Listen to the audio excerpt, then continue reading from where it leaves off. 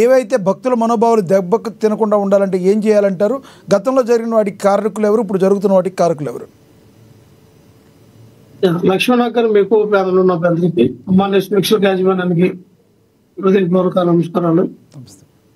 లక్ష్మణ్ గారు, ఇది ఎవరైతే ఆ రవికుమార్ అనే వ్యక్తి మరి 87,000 విలువ గల డాలర్స్ ఏవైతే విదేశాల నుంచి వచ్చినటువంటి డాలర్స్ ఉంటాయో ఆ డాలర్స్ ఆయన దొంగలించడం జరిగింది.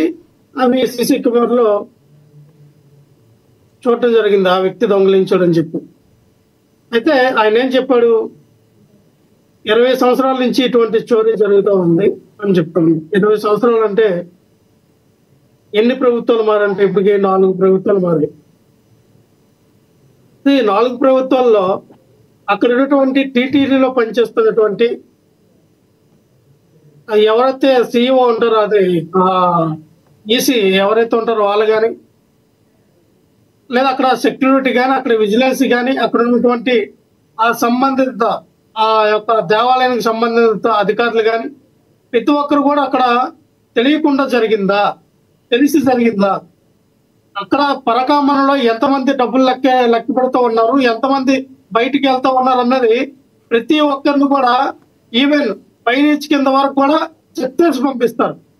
ఎవరి దగ్గర ఎటువంటి బంగారం కానీ డబ్బులు కానీ ఏదైనా ఉన్నాయా అని. సో అటువంటి తరుణంలో ఇటువంటి రవికుమార్ లాంటి వ్యక్తులు ఎంతమంది బయటికి వెళ్ళారు, లేకపోతే రవికుమార్ లాంటి వ్యక్తి ఒక్కడే ఎందుకు దొరికాడు, మిగతా వ్యక్తులు ఎందుకు దొరకలేదు, ఇది కూడా ఒక క్వశ్చన్ మార్క్. ఇక్కడ ఏంటంటే రవికుమార్ అనే వ్యక్తి గత 20 సంవత్సరాల నుంచి నేను చేస్తూ ఉంటాను ఆయన ఒప్పుకున్నాడు. ఆయన ఏదైతే ప్రాయశ్చిత్తంగా వాళ్ళ కుటుంబం మొత్తం భావించి వాళ్ళు ఏం చేశారంటే వాళ్ళకున్నటువంటి స్థిరాస్తులు అంటే గవర్నమెంట్ లెక్క ప్రకారం అయితే అవి 14 కోట్ల రూపాయలు, అంటే స్టాంప్ డ్యూటీ ప్రకారంగా. అదే మార్కెట్ వాల్యూ చూస్తే దాదాపుగా 100 కోట్ల పై మాటే. ఆ యొక్క ఆస్తులంతా కూడా మరి శ్రీవారికి ఇవ్వడం జరిగింది. ఆయన ఇచ్చేశారు మొత్తం, ఆయనకున్నటువంటి ఆస్తి అంతా కూడా శ్రీవారి పేరు మీద రాసి ఇవ్వడం జరిగింది.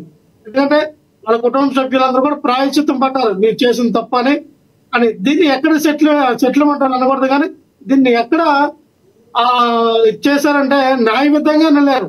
లోక్ అదాలత్ అనేది ఇల్లీగల్ కాదు కదా, అది న్యాయం వస్తే జడ్జి మనం ఎలాగైతే కోర్టులో తెలుసుకుంటామో కోర్టులో కొన్ని తేలను కూడా ముందుగానే లోక్ అదాలత్ లో వెంటనే అంటే 24 hours లో ఏదైతే మనకి రిజల్ట్ రావాలనుకుంటామో లోక్ అదాలత్ లో పెట్టుకొని అక్కడ న్యాయ విధానంగా మనం ఒక న్యాయ విచారణ చేసిన తర్వాత ఎటువైపు ఇది ఉందంటే అక్కడ క్లారిఫికేషన్ చేస్తారు. అక్కడ కూడా న్యాయవాదులు ఉంటారు, అక్కడ కూడా జడ్జిలు ఉంటారు. సో అక్కడ లీగల్ గానే జరిగింది. ఏదైతే మీరు బొమ్మన కరుణాకర్ రెడ్డి గారికి అంటించే ఈ కార్యక్రమం చేస్తూ ఉన్నారో, ఆయన దొంగతనం చేసింది బొమ్మన కరుణాకర్ రెడ్డి గారి హయాంలో కాదని ఆయన చెప్పారు. బొమ్మన కరుణాకర్ రెడ్డి గారు, దానికి నాకు ఎటువంటి సంబంధం లేదు, మీరు సంబంధం ఉందని మీరు అందరూ ప్రసారం చేస్తూ ఉన్నారు కాబట్టి రండి, నేను కూడా కలియుగ దైవం అయినటువంటి వెంకటేశ్వర స్వామి వెళ్ళి ఎవరెవరైతే నా మీద చంద్రబాబు ఉన్నారో ప్రమాణం చేస్తాం, నేను కూడా నా ఇంటి మీద వచ్చి ప్రమాణం చేస్తాం. ఇందులో దాంట్లో ఏముంది అసలు, నేను ఏదైతే ఆ టీటీడీ చైర్మన్ పదవి తీసుకున్నప్పటికీ ఆల్రెడీ అది దొంగతనం జరిగి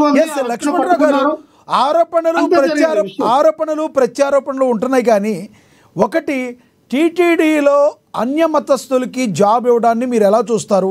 అది ఏ ప్రభుత్వమైనా, గతంలో ఉన్న టీడీపీ ప్రభుత్వమైనా, మధ్యలో వచ్చిన మీ ప్రభుత్వమైనా, ఇప్పుడు వచ్చిన టీడీపీ కూటమి ప్రభుత్వమైనా, ఏ ప్రభుత్వమైనా టీటీడీలో ఇమీడియట్లీ అన్యమస్తుల్ని తీసేయాలి అనడాన్ని మీరు యాక్సెప్ట్ చేస్తారా? లక్ష్మీనాథ్ గారు, అది ఏ నామ్స్ ప్రకారం ఏంటనేది ఇండోమెంట్ లో పెట్టినటువంటి అధికారులు ఏ రకంగా వాళ్ళకి ఉద్యోగాలు ఇస్తానన్నది మనం దాన్ని ప్రత్యేకంగా చర్చించుకోవడం కన్నా, గతంలో టీటీడీ అవని అంటే అసలు ఎండోమెంట్ కి సంబంధించినటువంటి ఉద్యోగాలు అవని అంటే ఇవన్నీ కూడా గవర్నమెంట్ ప్రాథమికంగా ఏ రకంగా ఇచ్చింది అనేది మనం ఈ రోజు తీసుకుంటే వాళ్ళందరూ కూడా మనం క్యాన్సిల్ చేయాలి, వాళ్ళందరూ కూడా ఉద్యోగాలు ఇచ్చి బర్తరఫ్ చేయాలి, దానికి ఉన్నటువంటి నామ్స్ ప్రకారంగా అలా యాజ్ లీగల్ గా వెళ్తారు. మనం అనుకున్నంత మాత్రం దాన్ని చేయాలంటే అది ఎంతవరకు అవుతుందంటే మనకైతే ఆ యొక్క ఒకటి rules చెప్పండి అనేది ఒకటి particular చెప్పండి మీ ఒక వ్యక్తిగతంగానే చెప్పలేం కానీ చెప్పండి ఒకటి మీ వ్యక్తిగతంగా చెప్పండి. ఇప్పుడు క్రిస్టియన్స్ ఉంటారు, వాళ్ళ చర్చిలు ఉంటాయి, వాళ్ళకు సంబంధించినవి అన్నీ వాళ్ళే చూసుకుంటున్నప్పుడు, ముస్లిమ్స్ ఉంటారు, మైనారిటీలుగా ఉన్నారు, వాళ్ళు ఇవన్నీ సంబంధించినవి వాళ్ళే చూసుకుంటున్నప్పుడు, హిందువుల యొక్క సంపాదన ఏదైతే ఉందో వాళ్ళ గుళ్ళకు సంబంధించినవి అన్నీ కూడా హిందువులే వాళ్ళ మేనేజ్మెంట్లో ఉండటమే కరెక్ట్ అంటారా కాదంటారా? మీ వ్యక్తిగతంగానే చెప్పండి, దీన్ని మీరు యాక్సెప్ట్ చేస్తారా దాన్ని?